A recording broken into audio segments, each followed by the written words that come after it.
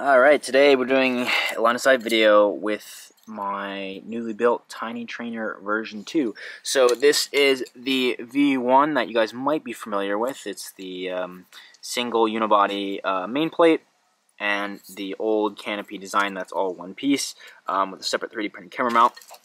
Now with the V2, you can see the canopy is different. It has the single main piece, but then the arms are separate. If you can see this one, I have the arm piece is not on, only the top. So for the build itself, it's all completely spec. Everything is stock using the Tiny Turner motor, the Tiny prop frame. The flight controller is a Beta FPV Toothpick F405. Camera is a Fox Zero Predator. TBS Nano Tracer and Pro 32 in there. Battery is a R-Line 550 3S. And then the LEDs, which are kind of the star of the show here. This is a new product from Tiny LEDs. I don't think it has a name yet. It's not really out. It's being adjusted a little bit. But it is a board that fits the whole main top here and then the separate arm pieces.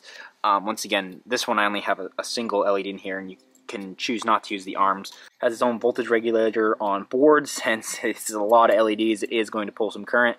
It's probably too much to take from the 5 volts of the flight controller. Oh, and a big thing about the V2 frame is that the arms are removable and much thinner.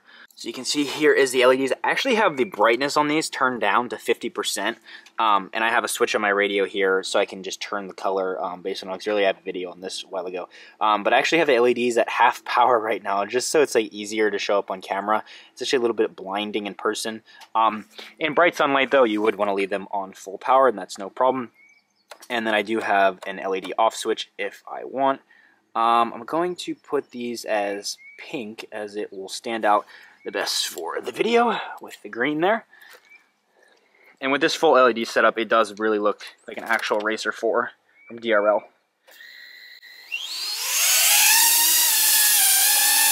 I have not flown at all or line of sight in a while, so we're going to see how this goes.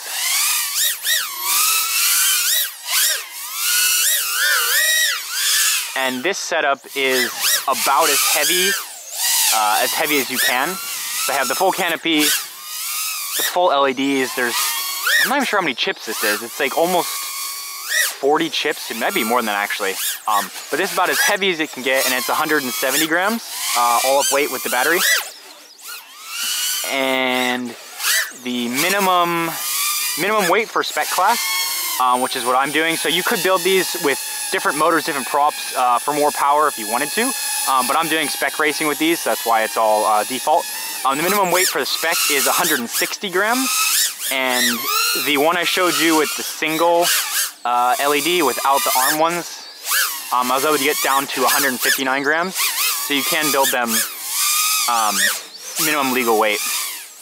But, I mean, 10 grams isn't the end of the world.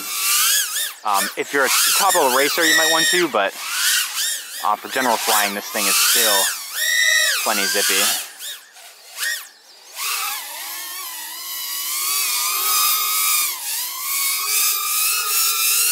Looks so good with that front, the top bar of LEDs though. Alright, let's make them blue or something. I don't know, I like to change the colors.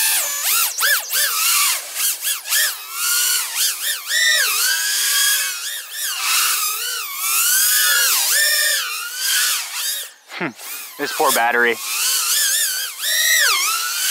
It's rare that I have a Tiny Trainer fly this smoothly. This is a brand new build, so the motors are motors nice and smooth before I smash them into concrete and they get all dented up. Yeah, these things fly great. This is stock Betaflight 4.4, I believe. Well, it's the karate tune.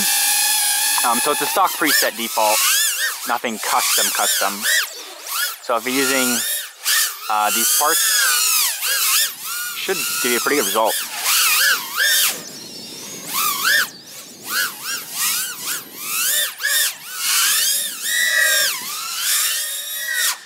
Trying to get my battery to go out here. All right, there it goes. We'll go for the hand catch on this little thing. Might cut my fingers off. There we go. But there we go. That was a line of sight flight for the Tiny Trainer version 2 with the full Tiny's LED setup. There'll be a link down in the description below if it's out yet. I'm not sure. There's still a couple things that are being changed.